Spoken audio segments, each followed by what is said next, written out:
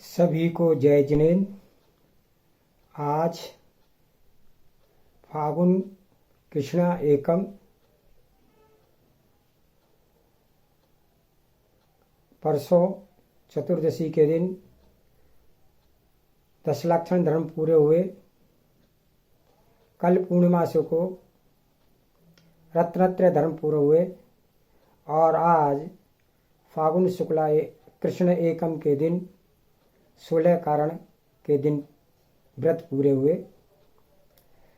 तीनों व्रत के पूरे होने पर मन की विशुद्धि होने पर आज हम क्षमा वाणी का पर्व मनाते हैं। मन वचन काया से सभी से मैं उत्तम क्षमा करता हूँ। आज के इस वीडियो में आगे मैं बढ़ता हुआ,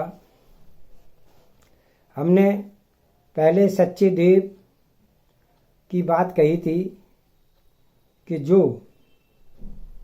वीतरागी हो, सर्वज्ञ हो, हितोपदेशी हो, वह सच्चा देव है।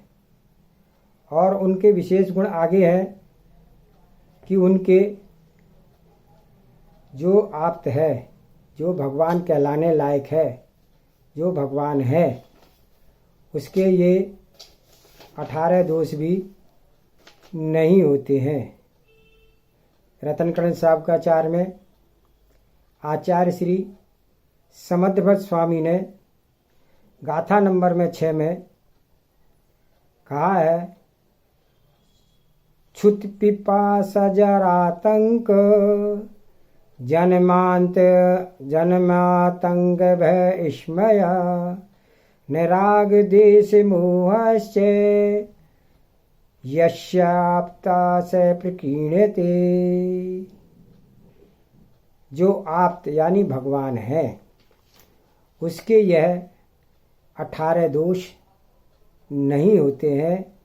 जब भी उसमें भगवानपना आता है, उसे भूख नहीं लगती, प्यास नहीं लगती, उनका बुढ़ापा नहीं आता, उन्हें कोई रोग नहीं होता, उनका आगे कभी जन्म नहीं होता, उनकी मृत्यु नहीं होती, उनको किसी का भय नहीं होता, किसी प्रकार का उनको गर्व नहीं होता, उनको किसी से राग नहीं होता, किसी से द्वेष नहीं होता, उनका मोह नहीं होता, उनको किसी प्रकार की कोई चिंता नहीं होती, उनका अरति नहीं होती, वो उनको निंद्रा नहीं आती, उन्हें कोई विस्मय आश्चर्य नहीं होता, उनके मद नहीं होता, उनके श्वेत पसीना नहीं आता, उनको किसी प्रकार का कोई खेद नहीं होता।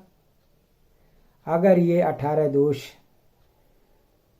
उनके नष्ट नहीं होते जिसके भी, तो वह आप्त कहलाने के लायक भगवान नहीं कहा जा सकता। क्योंकि ये 18 दोष नष्ट होंगे जब ही उनके अंदर सर्वज्ञपना आएगा। और जब सर्वज्ञपना आएगा तभी वह हितोपदेश देंगे और वही सच्चे भगवान कहलाते हैं।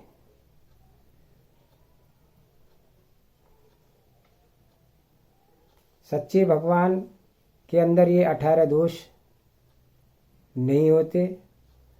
तो अब जो वीतरागी है, सर्वज्ञ है, 18 दोषों से रहित है और हितोपदेशी है, वही आप्त है, वही भगवान है। उसी को हम ईश्वर मान सकते हैं, उसी की बात पर हम विश्वास कर सकते हैं। जिनके अंदर ये गुण नहीं है, वह किसी भी प्रकार से भगवान नहीं हो सकता। अतः हमें इस बात का विशेष ध्यान करना है कि सच्चा देव कौन है। सच्चे देव को मानने से पहले हमें उनके अंदर ये सभी गुण देखने चाहिए। वह सच्चा देव 18 दोषों से रहित होता है। आज आगे मैं आपको सम्यक दर्शन के 8 अंग के बारे में आज कुछ प्रकाश इसी वीडियो में डाल रहा हूं, जिसको सच्चे देव, शास्त्र और गुरु का श्रद्धान है। 7 तत्व, जीव, अजीव, आश्रव, बंध, संवर, निर्जरा और मोक्ष, इन 7 तत्व का सिद्धांत और सच्चे देव, शास्त्र, गुरु का सिद्धांत जिसको है वह सम्यक दृष्टि है। तो सम्यक दर्शन की परिभाषा सम्यक दृष्टि की परिभाषा हुई कि सच्चे देव, शास्त्र, गुरु और 7 तत्व का श्रद्धान ही सम्यक दर्शन है। अब इस सम्यक दर्शन के 3 भेद हैं। सम्यक दर्शन के 8 अंग हैं। उन 8 अंग के बारे में मैं आज इनके नाम आपको बताता हूं। निशंकित अंग, निकांक्षित अंग, निर्विचिकित्सा अंग, अमूढ़ दृष्टि अंग, उपगूहन अंग, स्थितीकरण अंग, वात्सल्य अंग और प्रभावना अंग।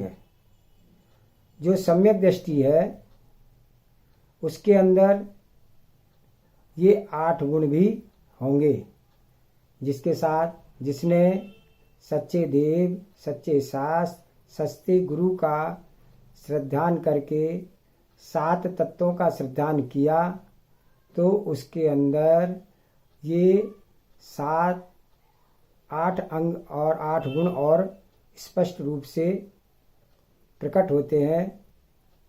तो सबसे पहला अंग बताया निशंकित अंग। निशंकित अंग का तात्पर्य है कि जिनेंद्र भगवान की कही हुई वाणी में किसी भी प्रकार का कोई संदेह नहीं करना, किंतु परंतु नहीं करना।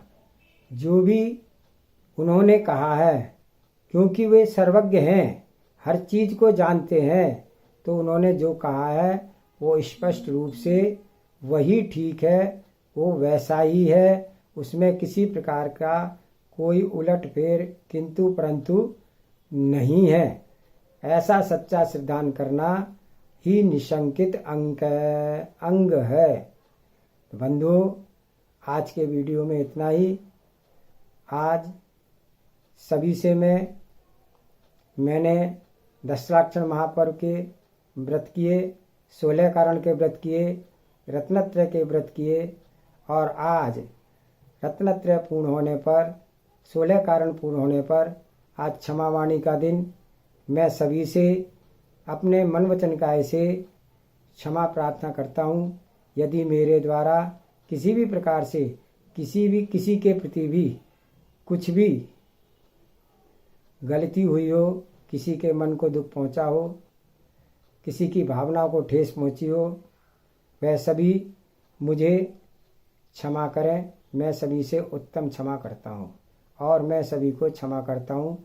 मेरे प्रति किसी का भी कोई भी दोष नहीं है, मैं सबको क्षमा करता हूँ।